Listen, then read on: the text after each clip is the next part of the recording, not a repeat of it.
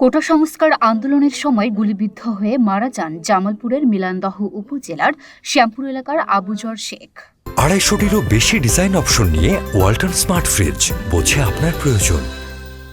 অল্প কিছু টাকা নিজেদের থাকলেও চিকিৎসার বেশিরভাগ টাকা ঋণ করে খরচ করতে হয়েছে।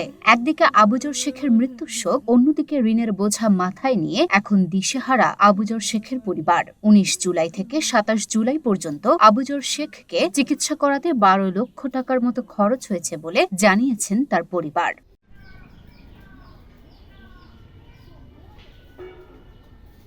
পরিবার ও স্থানীয় সূত্রে জানা গেছে, জেলার মিলানদহ পৌরসভার পশ্চিম শ্যামপুর গ্রামের প্রয়াত তারা মিয়ার ছেলে আবুজর শেখ 6 বছর বয়সে বাবা মারা যাওয়ার পর দুই ভাই আর বিধবা মায়ের অভাবের সংসারে অর্থের যোগান দিতে আবুজর ঢাকায় পাড়ি জমান জীবিকার সন্ধানে। ঢাকার বসুন্ধরা এলাকায় একজনের ব্যক্তিগত গাড়ির চালক হিসেবে কাজ করতেন তিনি। দুই ভাইয়ের সংসারে স্ত্রী সন্তান থাকলেও বিধবা মা সুফিয়া বেগমের ভরণ পোষণের দায়িত্ব নেয় আবুজর শেখ। ভালোই চলছিল সবকিছু।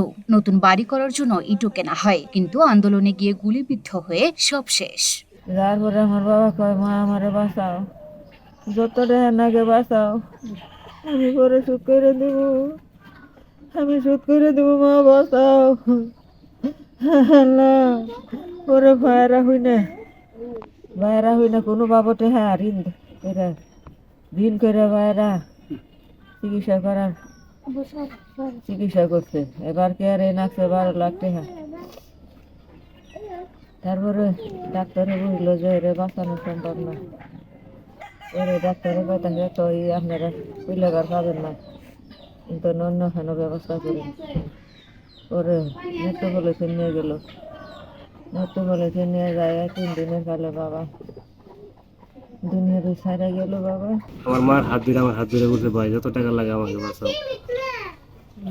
আমরা ভাইয়ের এই কথা শুনে আমাদের আর কোনো ই নাই, টাকা কোথেকে পাবো না পাবো চিন্তা নাই।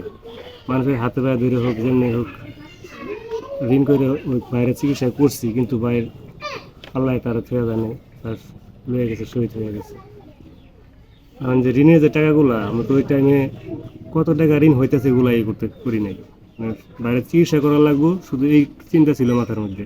এক সপ্তাহের বেশি সময় ধরে আবুজর শেখকে চিকিৎসা করানোর জন্য 12 লক্ষ টাকারও বেশি খরচ হয়েছে বলে দাবি পরিবারের। এরই মধ্যে উপজেলা প্রশাসনের পক্ষ থেকে নগদ 20,000 টাকা দেয়া হয় তার পরিবারকে। একটি রাজনৈতিক সংগঠনের পক্ষ থেকে নগদ 2 লক্ষ টাকা ও অন্য আরেকটি রাজনৈতিক সংগঠন থেকে 10,000 টাকা দেয়া হয়।